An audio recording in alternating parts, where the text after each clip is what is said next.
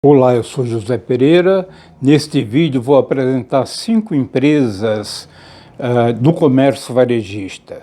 Serão 5 empresas bastante importantes para você que é cidadão e quer acompanhar o que ocorre com a vida financeira das empresas, para você que é empresário, comerciante, para você que é professor e acadêmico ou estudante, eu creio que esse vídeo vai ser de grande utilidade.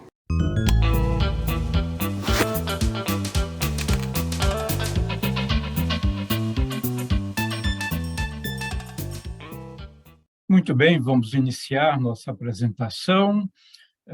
Vamos falar sobre 5 empresas ou 5 grupos de empresas varejistas. Uma delas é a Magalu, a outra são as lojas americanas.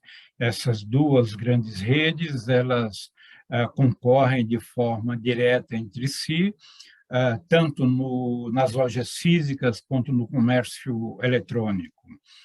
As outras 3 empresas, uma delas é a Marisa, a outra a C&A e a outra a Renner. São 3 empresas atuantes na área de moda, cada uma delas com um público consumidor específico.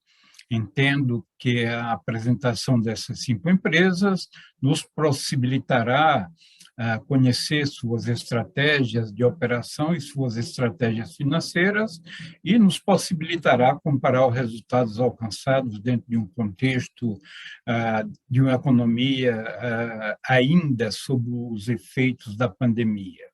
Então, vamos iniciar nossa análise relativa às empresas, mas antes vamos examinar alguns dados macroeconômicos.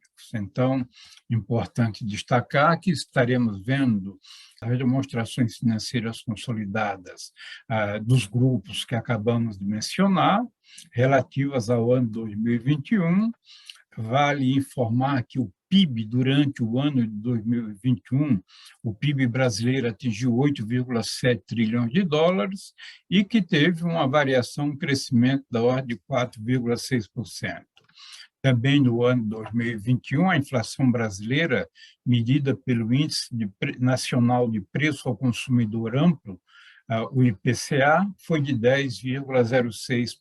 Então, esses números eles poderão nos ajudar no processo de visualização e de sensibilização relativo aos números das empresas. Uma primeira empresa, portanto, que nós vamos apresentar vai ser a Magalu, né? Então, nós vamos apresentar para cada uma dessas empresas 6 destaques, né? 6 informações que julgamos importantes para que a gente possa ter assim uma visão genérica, porém integrada sobre os seus números. Então, a Magalu foi uma empresa que, durante o ano de 2021, realizou vendas de 35 bilhões 278 milhões. As suas vendas tiveram um crescimento nominal em relação ao ano anterior, ou seja, ao ano de 2020, um crescimento de 20,9%. É importante destacar que esses números de milhões estão sendo arredondados seguindo as regras matemáticas utilizadas para arredondamento de números, né?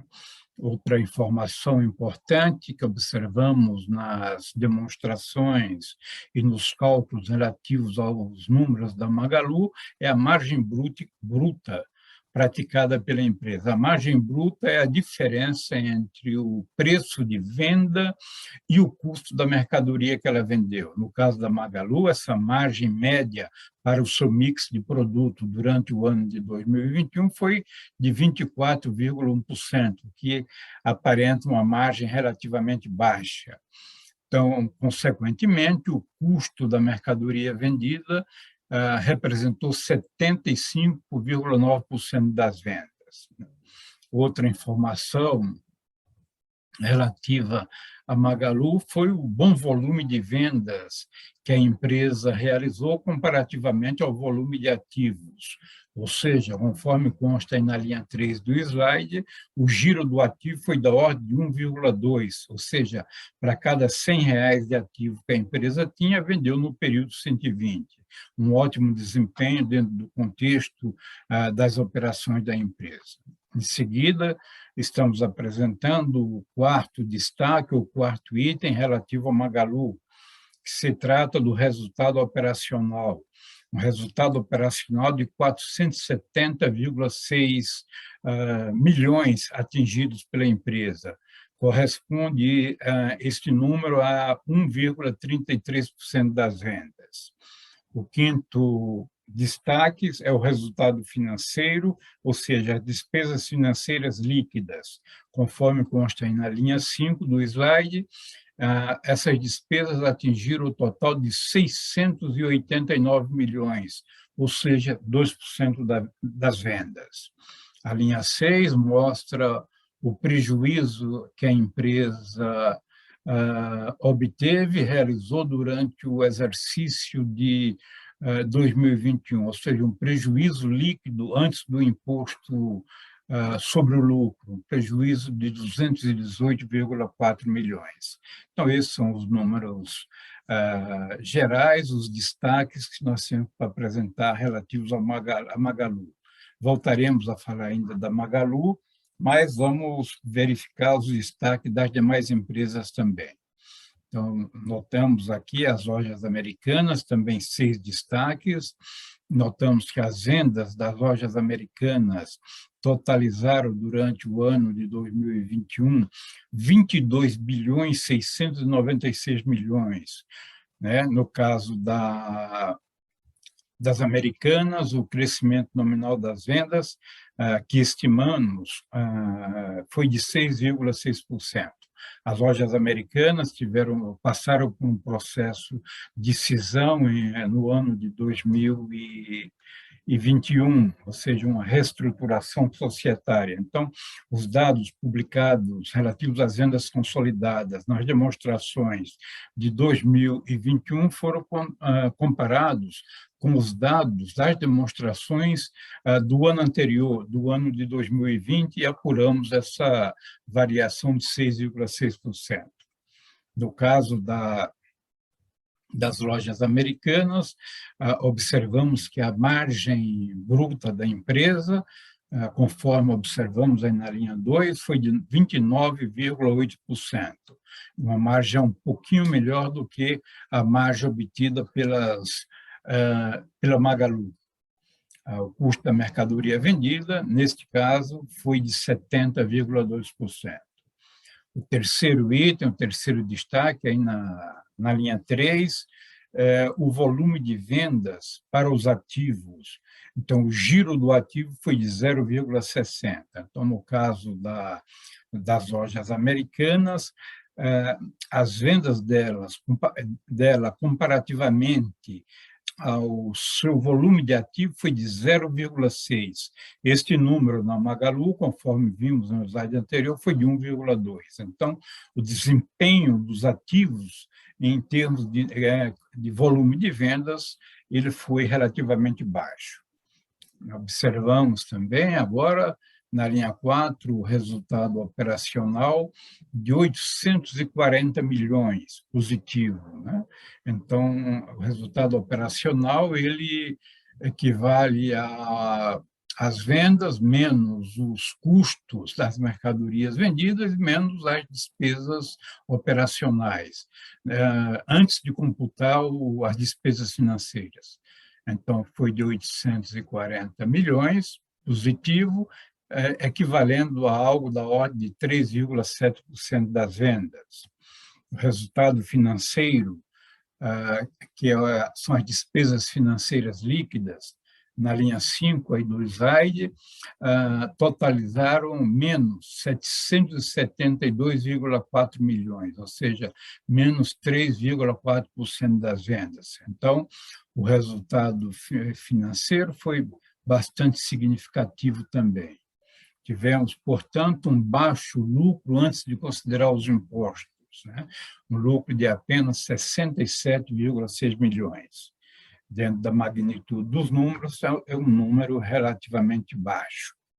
Vamos, então, para a próxima loja, que é a Marisa, ver os destaques dela. Então, as lojas Marisas, essa aqui já é uma loja de confecção, conforme mencionamos no começo. As duas anteriores foram lojas de vendas variadas, incluindo produtos de casa, moda, enfim, uma linha de produtos bastante abrangente, tanto de loja física quanto de vendas pela internet, no caso das duas empresas anteriores. Agora, a Marisa, uma loja de moda, as suas vendas no ano de 2021 totalizaram 2 bilhões 525 milhões, representando um crescimento de 18% em relação ao ano anterior.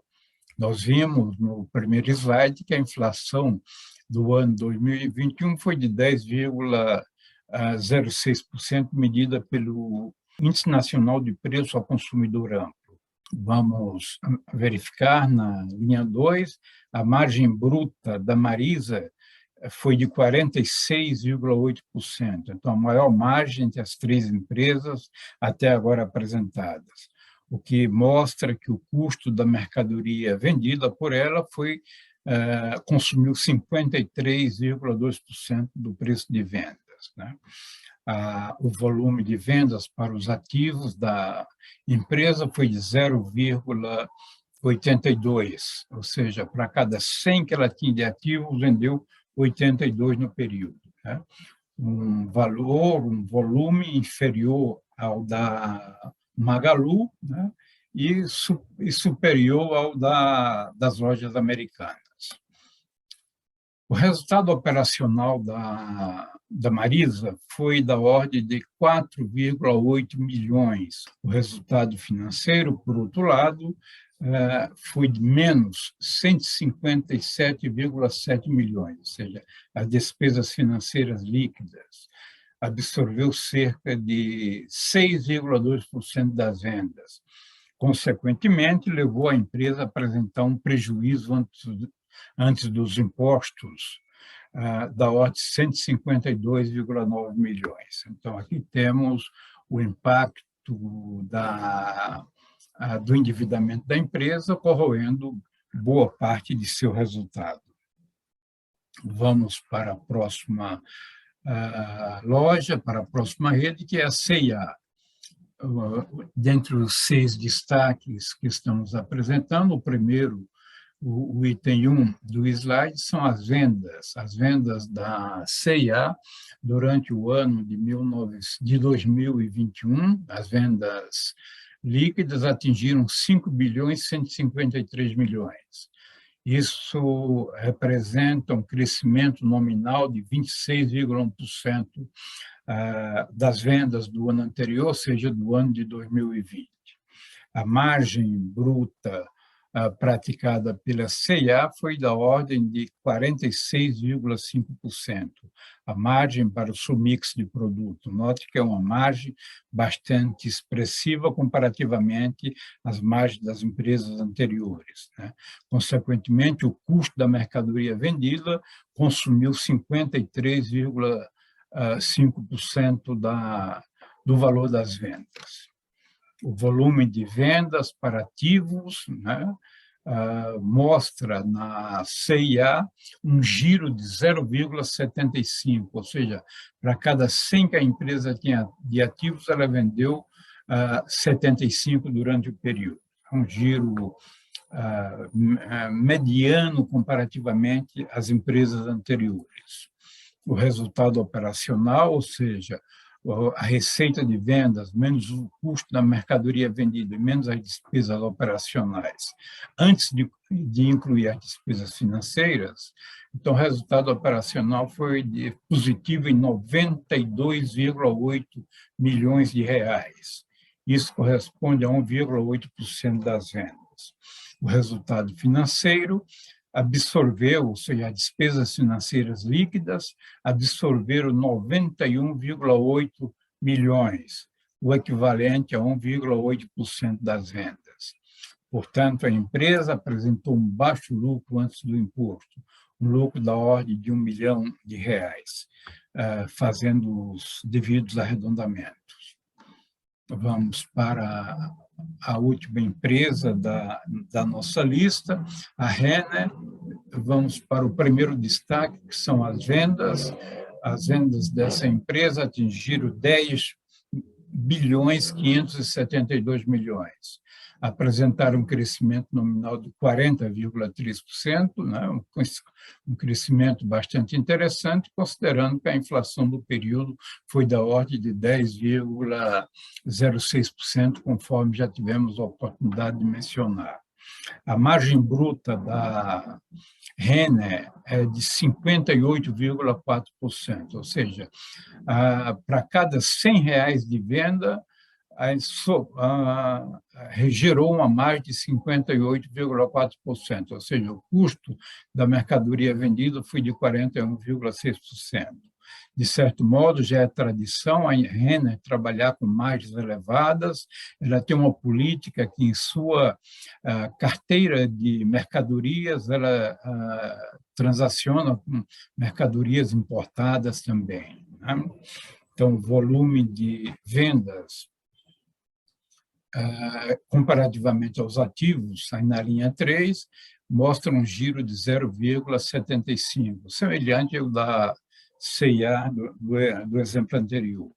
O resultado operacional da Renner foi de 813,9 milhões, 7,7% das vendas, o melhor resultado operacional entre as 5 empresas até o momento. O resultado financeiro, ou seja, despesas financeiras líquidas, absorveram 174,1 milhões, 1,6% das vendas.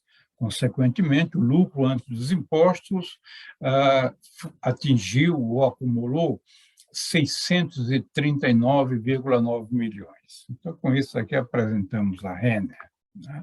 São informações que nos ajudam a compreender, a perceber, a nos sensibilizar sobre o comportamento do varejo dentro dessa nossa realidade, ainda no período de pandemia. Vamos, então, agora fazer alguns comentários, uma apreciação, né, uma simulação sobre o conceito de geração de riqueza, de geração de valor, né? Então, vamos... É um processo simplificado para que caiba dentro do nosso processo de apresentação, dentro do nosso vídeo. Então, estamos aí na primeira linha, colocando o resultado operacional. Esse resultado operacional já foi apresentado para cada uma das empresas, entretanto, agora estamos apresentando de forma comparativa. Então, notamos que a Magalu teve um resultado operacional de 470,6 milhões, as lojas americanas de 840 milhões, a Marisa de 4,8 milhões, a C&A de 92,8 milhões e a Renner de 813,9 milhões, né? Então, esse é o resultado operacional. Dentro do conceito de geração de riqueza, então, nós costumamos calcular o NOPET. O que é o NOPET? É o resultado operacional menos o imposto que incidiria em condições de normalidade para esse resultado operacional. Então, subentendendo uma margem, uma alíquota de imposto de 34% de impostos federais, nós teríamos federais sobre lucro. Nós temos o NOPET, que vai ser o resultado operacional, o EBIT vezes 0,66. Portanto, o NOPET da Magalu, 310,6 milhões, o NOPET da Americanas, 554,4 milhões, o NOPET das lojas Marisa, 3,2 milhões, da C&A, 61,2 milhões, e da Renner, 537,2 milhões. Então, este foi o resultado operacional, né, que sobrou, que restou das operações após excluirmos o imposto que incidiria o que incidirá sobre o valor do resultado das operações da empresa. Agora, vamos comparar esses valores que apresentamos na linha 2 com a linha 3, que é o resultado financeiro, ou seja, resultado financeiro líquido de impostos também. Então, pegamos o valor que foi pago ou creditado para os bancos relativos aos custos financeiros líquidos e estamos multiplicando por 0,66 para tirar o efeito do imposto de renda. Então, esse é o resultado líquido. Então, no caso da Magalu, notamos que o resultado financeiro líquido, após excluir o efeito do imposto, passou a ser de 454,7 milhões. Notamos, portanto, na linha 2, que o NOPAT da empresa foi de 310,6 e o resultado financeiro foi de 454,7. Portanto, o resultado das operações foi incapaz de cobrir o custo financeiro, ou custo relativo, ao capital terceiro utilizado pela empresa. Para as lojas americanas, por outro lado, o NOPAT de 554,4 milhões na linha 2 foi ligeiramente superior ao resultado financeiro líquido de 509,8 milhões. E assim sucessivamente, temos na Marisa um NOPAT, resultado operacional de 3,2 milhões, e temos um custo financeiro do capital de terceiro, de instituições financeiras, de 104,1 milhões. Então, o resultado foi insuficiente, o resultado operacional, para cobrir o montante do resultado financeiro líquido. Nas lojas, na CIA, o NOPAT, conforme já mencionamos, de 61,2, foi corroído, em boa parte, pelo resultado financeiro de 60,6 milhões. Na Renner, o NOPAT de 537,2 milhões cobriu, de certo modo, com sobra, o custo financeiro líquido de 114,9 milhões. A linha 4 mostra, portanto, o impacto, o valor do residual, ou seja, se do NOPAT tirar o custo do capital de terceiros, o que sobrou antes de computar o custo do capital próprio. Então, a Magalu está com um déficit de 144,1, a Americana sobrou 44,6, a Marisa um déficit de 100,9 milhões, a C&A de 700 mil, a Renner de uma sobra de 422,3 milhões. Para efeito de termos uma visão mais completa, vamos visualizar na linha 5 o patrimônio líquido médio estimado para cada uma dessas empresas. Então, a Magalu, 8,998 bilhões de patrimônio líquido médio. Nas lojas americanas, esse número do patrimônio líquido médio é de 15,619 bilhões. Na Marisa, 1,032 bilhões, na C&A, 2,660 bilhões, na Renner, 7,337 bilhões. Então, foi o resultado agora. Quanto custa esse capital próprio? Na linha 6, nós vamos fazer uma simulação supondo que o capital próprio custe para a empresa 8%. 8% seja a taxa de retorno exigida pelos acionistas. É importante destacar que essa taxa varia de empresa para empresa, conforme o risco da própria atividade da empresa, conforme a época. 8% é um valor apenas para um exercício, sem a pretensão e sem ser uma sugestão para uso como taxa de custo de capital próprio. Então, na linha 6, nós temos os valores representam 8% da linha 5, que é do capital próprio, né?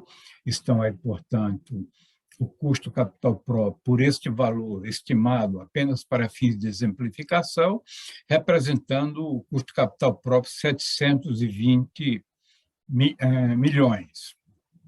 Nas lojas americanas, esse custo chegaria a 1 bilhão 250 milhões, na Marisa, 83 milhões, na C&A, 203 milhões, e na Renner, 587 milhões. Então, a linha 7, ela tem por objetivo ilustrar o que seria a geração de valor. Então, isso representa o NOPET, né, a linha 2, menos o custo do capital de terceiro da linha 3 e menos o custo do capital próprio da linha 6. Então, a geração de valor, no caso da Magalu, foi negativa em 864 milhões para o nosso exemplo e para suposições assumidas para fim de exemplificação dessa metodologia.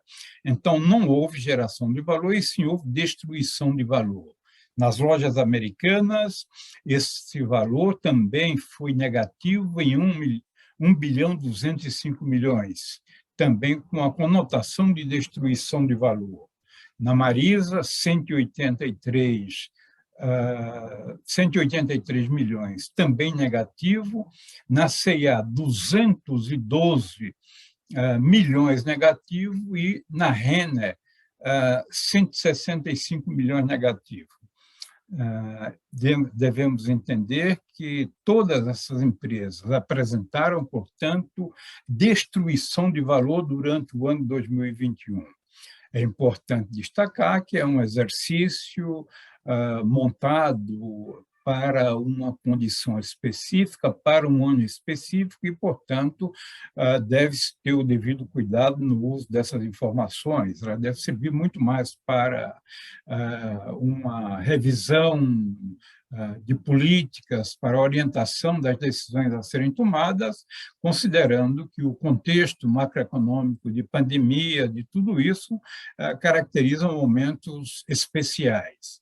Então, é importante, né, destacar que a crise afeta as empresas de forma diferente. Essas 5 empresas atuantes no varejo, né, tiveram resultados bastante prejudicados, principalmente em termos de geração de valor para o ano 2021. Você que tem interesse por conteúdo relacionado ao lucro e ao desempenho das empresas, né, sugiro que veja a nossa série de 3 vídeos sobre os fatores determinantes do lucro em nosso canal, que aborda temas de crédito, finanças e controladoria. Muito bem, feliz por ter tido o seu acompanhamento durante este vídeo. As informações apresentadas entendo como bastante relevantes para a sua vida, para a sua atividade profissional.